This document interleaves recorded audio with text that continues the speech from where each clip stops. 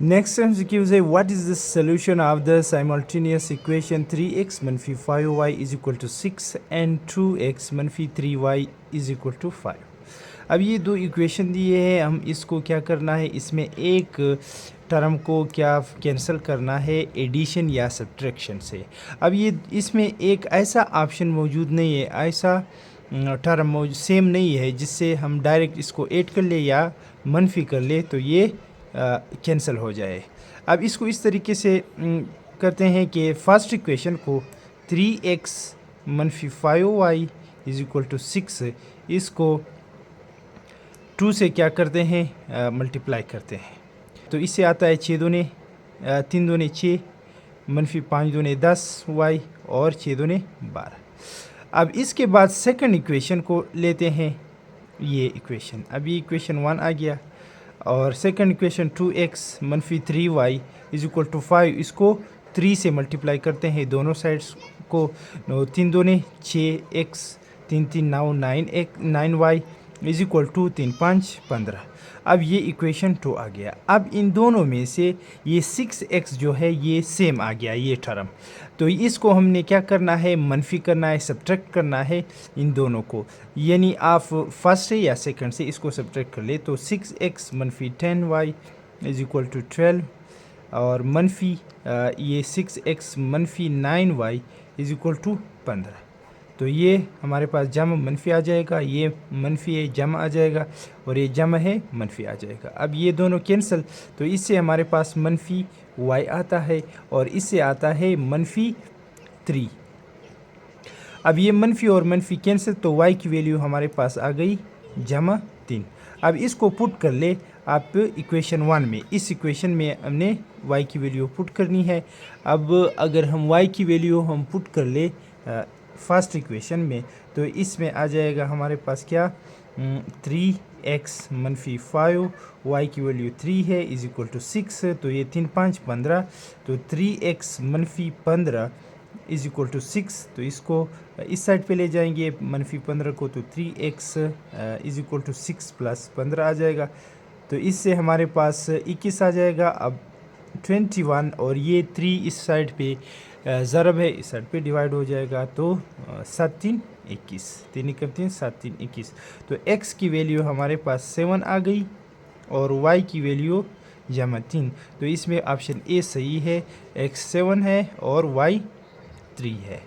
Next question है what is the cube root of 5.832। अब इसको इस ऑप्शन को 3 टाइम मल्टीप्लाई करने से अगर ये आता है तो ये इसका क्यूब रूट हो, इस 5.832 का क्यूब रूट होगा। अब इसको 16 को आप क्या कर ले मल्टीप्लाई कर ले तो इससे हमारे पास ऑप्शन बी आता है। अब 1.8 को का क्यूब ले ले तो इस यानी 1.8 को 3 टाइम मल्टीप्लाई कर ले तो ये 8 8 64 64 आता है, इसे 8 एकम 8 जमा 6 14 आता है, इस तरह 8 एकम 8 1 एकम 1, तो इससे 4 और इससे 12 1 3।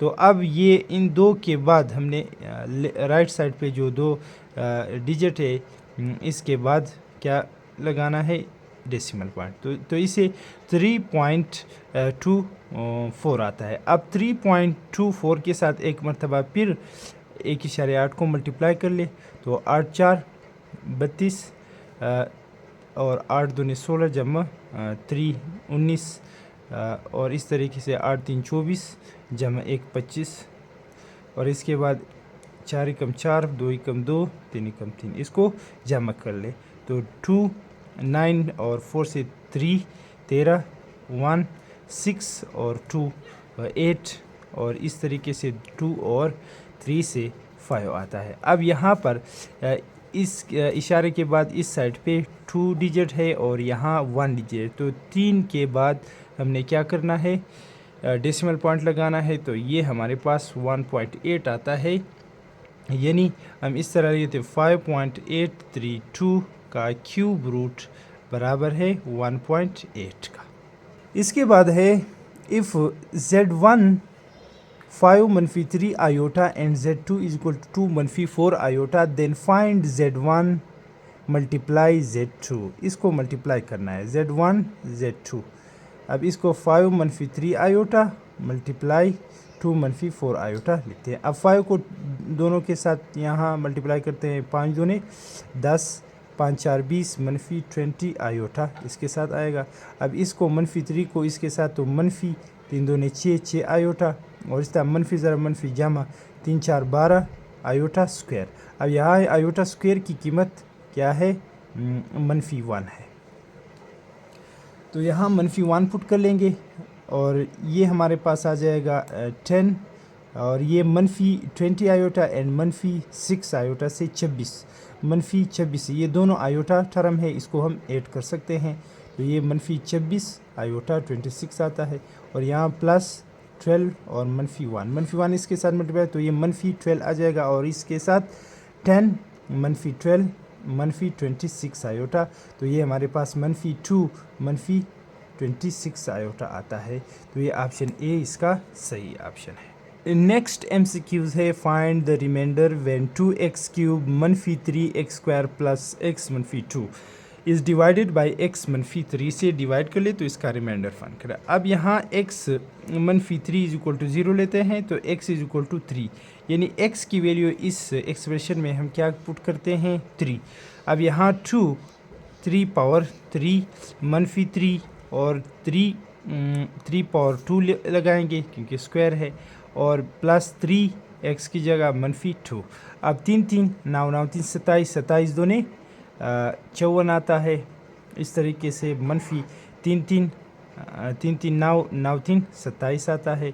इस तरीके से 3 मनफी 2 से क्या आता है, ये +1 आता है। अब +1 और मनफी 27 से क्या आता है, मनफी 26, या इस साइड से लेफ़्ट साइड से कर ले कि 54 से आप 27 निकाले तो 27 रहता है, 27 +1 तो इससे 28 आता है। तो ये ऑप्शन डी उसका सही है।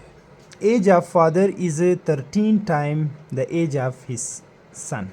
अब एज ऑफ फादर जो है, फादर एज को एफ से रिप्रेजेंट करते हैं, ये बराबर लेंगे is equal to 13 times of the son age, यानी ये हम लेंगे कि 13 टाइम ऑफ सन एज, ये इक्वेशन 1 आ गया।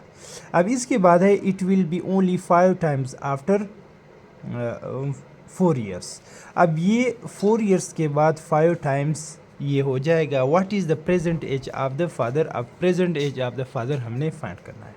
दूसरा इक्वेशन हमारे पास फादर एज के साथ आफ्टर 4 टाइम, 4 को हम क्या कर लेंगे, एफ के साथ फादर एज के साथ जमा कर लेंगे। इस तरीके से 5 टाइम्स ये s + 4 के साथ क्या कर लेंगे, मल्टीप्लाई कर लेंगे। तो इससे हमारे पास क्या आता है, f + 4 is equal to 5s और प्लस 5 4 20 आ जाएगा।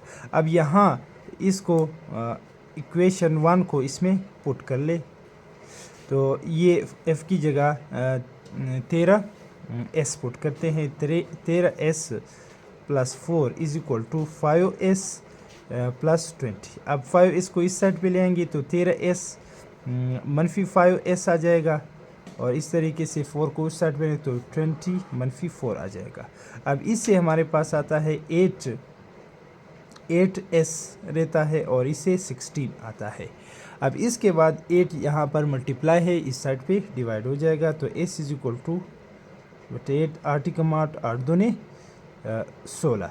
अब s इज इक्वल टू कितना आ गया, 2 आ गया। अब इक्वेशन 1 में आप पुट कर ले, तो f इज इक्वल टू 13 ज़रब s की जगह हम 2 पुट करते हैं, तो फादर की एज 13 दूने 26, तो f is equal to 26 years आ गया।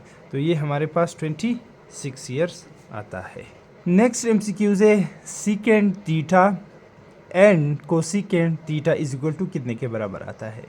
अब यहाँ ऑप्शन दिया है, हम इस तरह ले सकते हैं कि सीकेंड थीटा बराबर होता है 1/, रेसिप्रोकल ऑफ कोसाइन का, कोसाइन थीटा का, और इस तरीके से कोसिकेंड जो थीटा है वो रेसिप्रोकल होता है साइन थीटा के। अब यहाँ इसकी जगह हम क्या पुट करते हैं, सेकेंड की जगह 1 ओवर कोसाइन पुट करते हैं या कॉस थीटा पुट करते हैं, और इसकी जगह 1 ओवर साइन थीटा पुट करते हैं। ये आपस में मल्टीप्लाई कर ले तो इसे 1 ओवर कॉस थीटा, या आप पहले साइन भी लिख सकते हैं, sine theta and cos theta cosine theta. अब यहाँ 1 जो है ये हम वी नो दैट कि sine square theta plus cos cosine square theta is equal to 1 के बराबर। अब 1 की जगह हम इसको पुट कर सकते हैं। अब यहाँ हमारे पास आता है sign square theta plus cosine square theta but over sign theta and cosine theta.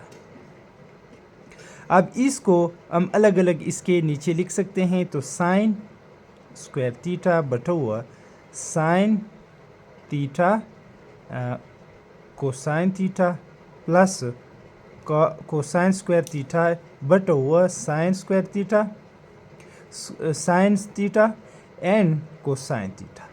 अब यहाँ ये 1 साइन के साथ कैंसिल हो जाएगा, ये 2 है पावर, ये 1 कोसाइन के साथ कैंसिल हो, तो हमारे पास रहता है, इससे यहाँ पर लिखते हैं, ये हमारे पास साइन बटा कोसाइन थीटा आता है प्लस कोसाइन थीटा बटा हुआ साइन थीटा आता है। अब ये जो है ये टेंजेंट के बराबर होता है, tangent theta is equal to ये आता है साइन थीटा बटा कोसाइन थीटा, और कोटेंजेंट जो है ये इसका रेसिप्रोकल है टेंजेंट का, तो ये कोसाइन थीटा बटा हुआ साइन थीटा आता है। तो इसकी जगह हम क्या पुट कर सकते हैं, टेंजेंट थीटा प्लस कोटेंजेंट, तो ये ऑप्शन सी सही है।